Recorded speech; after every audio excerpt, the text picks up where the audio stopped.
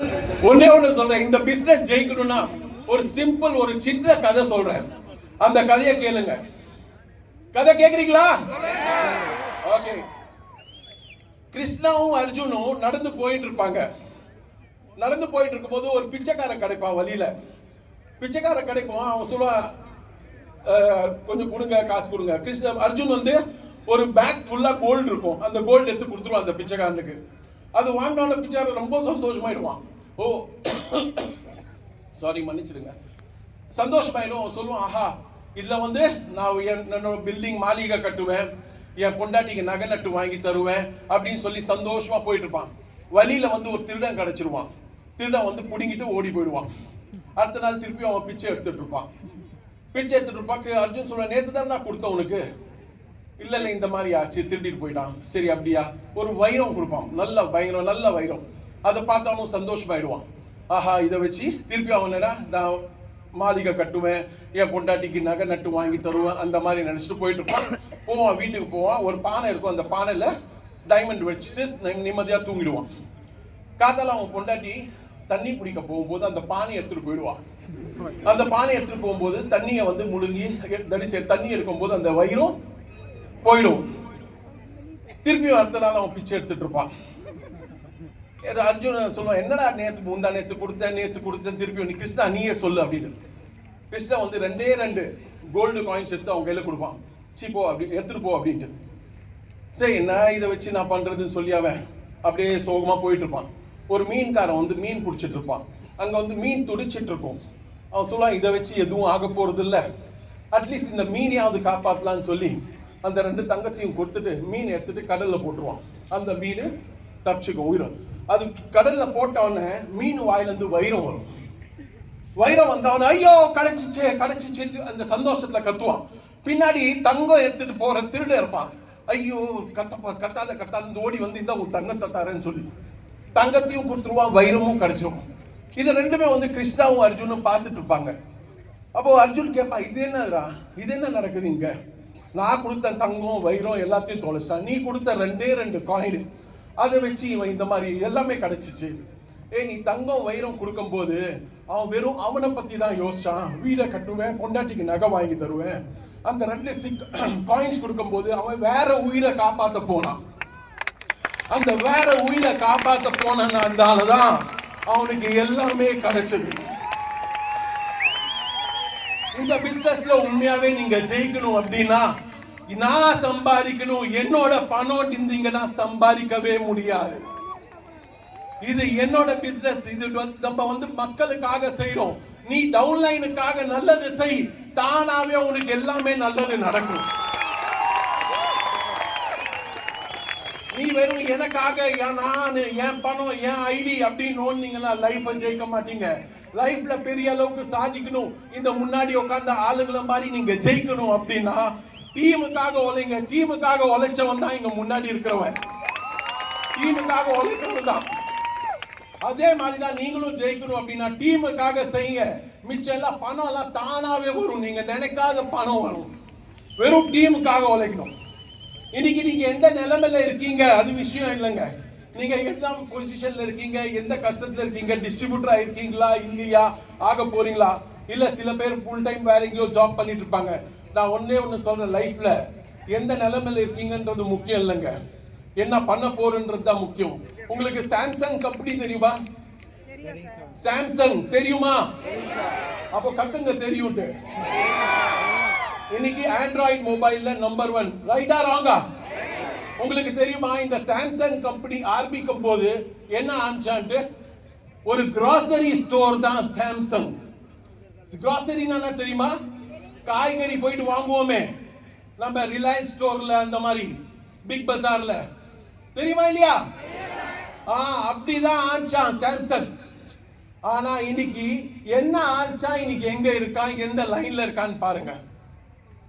So எங்க இருக்கோம் எப்படி இருக்கோன்றது முக்கியம் இல்ல, முடிவு எங்க வேணா எப்படி வேணா நடக்கலாம். இதே மாதிரி தான் லம்போகினி கார் தெரியுமா? லம்போகினி கார் தெரியுமா? வேர்ல்ட்ஸ் காஸ்ட்லியஸ்ட் கார் பண்ற கம்பெனி. அவன் தெரியுமா என்ன ஆரம்பிக்கும் போது என்ன ஆரம்பிச்சான்? டிராக்டர் பண்ணியிருந்தான் அவன். இன்னைக்கு வேர்ல்ட்ஸ் காஸ்ட்லியஸ்ட் கார் பண்ற ஆளு லம்போகினி. எல்ஜி தெரியுமா? எல்ஜி ஆரம்பிக்கும் போது என்ன ஆரம்பிச்சா தெரியுமா? Facial cream. இன்னைக்கு எஃப்எம்சிஜியில் எலக்ட்ரானிக்ஸ்ல நம்பர் 1. நீங்க எங்க இருக்கீங்க, எப்படி இருக்கீங்கன்றது முக்கியம் இல்ல. நீங்க எப்படி மாற போறீங்க, மார்க்கெட்டுக்கு ஏத்த மாதிரி மாற போறீங்களோ அதுக்கேற்ற மாதிரி தான் நீங்க ஜெயிக்க போறீங்க. உங்க சிச்சுவேஷன், உங்க காரணத்தை நீங்க சொல்லிட்டு இருக்க, என்னோட சிச்சுவேஷன் இப்படி இருக்கு. சிச்சுவேஷன் எப்போ வேணா எப்படி வேணா மாறலாம். நீங்க ஃபர்ஸ்ட் ஸ்டெப் நீங்க வைங்க. எனக்கு வாட்ஸ்அப்ல இப்போ ஒரு மெசேஜ் வந்தது. புது வருஷத்துல நான் ஜிம்ல சேர்ந்தேன், 25 நாள் ஆச்சு, ஒண்ணுமே ஆகல அப்படின்ட்டு. நாளைக்கு நானே போயிட்டு ஜிம்ல போயிட்டு பாக்குறேன் அப்படின்றான். என்னது? வாட்ஸ்அப்ல தட் இஸ் ஜிம்ல சேர்ந்துட்டான். அவ போல பணத்தை கட்டிட்டான். அவன் இம்ப்ரூவ்மெண்ட் எதிர்பார்க்கிறான் லைஃப்ல, சேஞ்ச் எதிர்பார்க்கிறான் லைஃப்ல. அவன் போனாதானங்க. அதே மாதிரி தான் நீங்க மை லைஃப் ஸ்டைல்ல டிஸ்ட்ரிபியூட்டர் ஆயிட்டீங்கன்னா ஜெயிச்சிட மாட்டீங்க. வெறும் டிஸ்ட்ரிபியூட்டர் ஆயிட்டீங்கன்னா ஜெயிக்கவும் முடியாது. நீங்க வந்து டிஸ்ட்ரிபியூட்டர் ஆகுறது பெரிய விஷயம் இல்ல, அதுக்குள்ள இறங்கி வேலை செய்யணும். குறைஞ்சபட்சம் 3 வருஷம் உங்களுக்கு நீங்க ஹோல் அண்ட் சோலா கொடுத்தீங்கன்னா நிச்சயமா நீங்களும் ஜெயிப்பீங்க. நீங்க நினைப்பீங்க இன்னைக்கு நான் சேர்ந்துட்டேன், நான் டிஸ்ட்ரிபியூட்டர் ஆயிட்டேன், நானும் ப்ராடக்ட் வாங்கிட்டேன், 5000 ரூபாய்க்கு 10,000 ரூபாய்க்கு ப்ராடக்ட் வாங்கிட்டேன், நானும் ஜெயிச்சிருவேன். உட்காந்துலாம் ஜெயிக்க முடியாதுங்க. லைஃப்ல உண்மையாவே ஜெயிக்கணும், பெரிய லெவலுக்கு போகணும் அப்படின்னா உங்க உழைப்பு ரொம்ப முக்கியம். இந்த பிசினஸ்ல இந்த பிசினஸ்ல உண்மையாவே ஜெயிக்கணும். உங்க பணம் தேவையில்லை, உங்க உழைப்பு தான் தேவை. முக்கியமா 3 இயர்ஸ் மினிமம் கொடுக்கணுங்க. இன்னைக்கு ஒன்று சொல்றேன் உங்களுக்கு, இன்னைக்கு ஒர்க் ஆப்பர்ச்சுனிட்டி ஏஐ எல்லாருக்கும் தெரியும் எப்படி எல்லாம் போயிட்டு இருக்குன்னு சொல்லி. உங்களுக்கு தெரியுமா இல்லையான்னு தெரியல, நான் ஒரு மெசேஜ் தரேன் உங்களுக்கு. லாஸ்ட் 2010 இருந்து 2022 வரைக்கும் உங்களுக்கு தெரியுமா சென்ட்ரல் கவர்மெண்ட்ல 22 கோடி பேர் ஜாபுக்கு அப்ளை பண்ணாங்க. எவ்வளோ? கொஞ்சம் ரிப்ளை பண்ணுங்க, கேக்குறீங்களா இல்லையா? 22 கோடி பேர் ஜாபுக்கு அப்ளை பண்ணாங்க.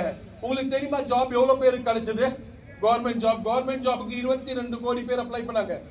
7.25 லட்சம் பேருக்கு மட்டும்தான் ஜாப் கிடைச்சது. 7.25 லட்சம் பேருக்கு மட்டும்தான் ஜாப் கிடைச்சது. சோ இன்னைக்கு டைரக்ட் செல்லிங் இந்த அளவுக்கு பெரிய இவ்வளவு பெரிய ஆப்பர்ச்சுனிட்டி 22 கோடி இல்ல 220 கோடி மக்கள் வந்தாலும் இந்த இண்டஸ்ட்ரி எல்லாரையும் எடுக்க முடியும். ஏன்னா எந்த கவர்மெண்ட்னாலையும் எல்லாருக்கும் கவர்மெண்ட் ஜாப் கொடுக்க முடியாதுங்க. சோ இது தெரிஞ்சோ தெரியாமல எல்லாரும் வரணும். இன்னைக்கு இல்ல நாளைக்கு டைரக்ட் செல்லிங் இண்டஸ்ட்ரிக்குள்ள வந்துதான் தீரணும். ஏன்னா இன்னைக்கு ஏஐ அப்படி எல்லாம் வரும்போது பேசிக் ஜாப்ஸ் சாப்பிட்டும். Like customer care, like waiter, like இந்த டெலிகாலிங் சர்வீசஸ், இந்த ஜாப் எல்லாம் 4 வருஷம் கழிச்சு இருக்கவே போறது இல்ல. எதெல்லாம் ரெகுலர் ஜாபோ ரோபோட்டிக்ஸ் ஜாபோ அந்த வேலை எல்லாம் போயிடுங்க. ஸோ ஆனால் ஒன்று சொல்கிறேன், டீமை பார்த்துக்கிறதுக்கு சேல்ஸ் பார்க்குறவனும் டீமை பார்க்குறவனும் ஏஐ இல்லை. 100 வருஷம் கழிச்சு கூட பார்த்தீங்கன்னா ஏஐ வரட்டும், என்ன வேணா வரட்டும், சேல்ஸ் அண்ட் டீம் மேனேஜ்மெண்ட் யாருனாலையும் பார்த்துக்க முடியாது, உங்களால தான் பார்க்க முடியும். ஃப்ரெண்ட்ஸ், லைஃப்பில் நீங்கள் ஜெயிக்கணும் அப்படின்னா நீங்கள் இந்த பிஸ்னஸில் நீங்கள் டைரக்ட் செல்லிங்கில் இருக்கீங்க, மக்களோட பிஸ்னஸில் இருக்கீங்க, நீங்கள் பீப்புள்ஸ் பிஸ்னஸ் இருக்கீங்க, டீமை பார்க்க முடியும், சேல்ஸை பார்க்க முடியும் அப்படின்னா எழுதி தரேன், உங்களோட ஜெயிப்பு 101% நீங்கள் ஜெயிக்கிறது யாராலையும் தடுக்க முடியாதுங்க. நீங்கள் ஒன்று தான், உங்களை ஒரே ஒரு விஷயம் சொல்கிறேன், நீங்கள் ரொம்ப புத்திசாலியான ஆள். நான் ஆல்வேஸ் ஒரு லைன் சொல்லுவேன், இங்கே வந்து புத்திசாலியான ஆளுங்க ஜெயிக்க மாட்டாங்க. இங்கே வந்து புத்திசாலியான இது அப்படின்னு சொல்லலாம் இல்லை. Intelligent people cannot succeed in this business. Person who can succeed in this business is the one who surrenders. என்னன்னா இங்க ஜெயிக்கணும் அப்படின்னா நீங்க வந்து உங்க அப்ளை கிட்ட சரண்டர்ஷிப் ஆகுங்க. கேள்வி கேட்காதீங்க, உங்க ஜெயிப்பு வந்துடும். நீங்க இது எப்படி கேட்டீங்கன்னா நீங்க ஜெயிக்க முடியாது. ஸோ நீங்க லைஃப்ல ஜெயிக்கணும், பெரிய அளவுக்கு பிசினஸ் பண்ணுறா நீங்க ஒன்றும் இல்லை, எம்டி மைண்டோட வாங்க. நீங்க எம்டி மைண்ட் வரீங்க, உங்க அப்ளைன்ஸ் இருக்காங்க கைட் பண்றதுக்கு, உங்களை ஜெயிக்க வைக்கிறதுக்கு. நீங்க அதை ஜஸ்ட் அவங்க அப்ளைன் சொல்ற மாதிரி நீங்க ஃபாலோ பண்ணி நின்னீங்கன்னா நான் எழுதி தர முடியும். 3 வருஷம் கழிச்சு கோட்டீஸ்வரன் ஆவறீங்களோ இல்லையோ, வீட்டுக்கு ஒரு கோட்டீஸ்வரனா நீங்க இருப்பீங்க. உங்க வீடு உங்களால ஓடும். எவ்வளோ லட்சம் சம்பாதிக்கணுன்றது இந்த பிசினஸ் அவ்வளோ கொடுக்கும். பட் உங்களோட டெடிகேஷன், ஹார்ட் ஒர்க் ரொம்ப முக்கியங்க. நீங்க வந்து அது சொல்லுவாங்களே 200 அடி தோண்டினா தண்ணி வரும்னு சொன்னாங்க. நீங்க வந்து 50 அடி 50 அடி 50 அடி 4 இடத்துல தோண்டினீங்கன்னா வராதுங்க. 200 அடி ஒரே இடத்துல தோண்டினாதாங்க தண்ணி வரும். நீங்க ஒரே இடத்துல ஹார்ட் ஒர்க் போடணும். 50 அடி 60 70 80 90 100 150 180 190 200 அடி சக்சஸ். இது 50 அடி இங்க தோண்டிட்டு எதுவும் வரல, இந்த இடத்துல 50 அடி எதுவும் வரல அப்படின்னா நீங்க லைஃப் லாங் 50 அடி தோண்டிட்டு போயிட்டே தான் இருப்பீங்க. ஜெயிக்க முடியாதுங்க. நீங்க உண்மையாவே ஜெயிக்கணும்னா இருக்கிற இடத்துல ஜெயிக்கணும்னா ஒரே இடத்துல தோண்டுங்க, தண்ணி வரும். இருக்கிற கம்பெனி நம்பர் 1 கம்பெனி, இருக்கிற லீடர்ஸ் நம்பர் 1 லீடர்ஸ். அதனால நீங்க ஒண்ணே ஒண்ணுதான் செய்யணுங்க. மனசோட நீங்க வாங்க, 3 வருஷத்தை கொடுங்க, நீங்க ஜெயிச்சிட்டு போங்க. Wishing you all the best. Thank you. Jai Hind, Jai My Lifestyle. Thank you. Super, super, sir. What a speech, sir. Did we request to be on the stage, sir?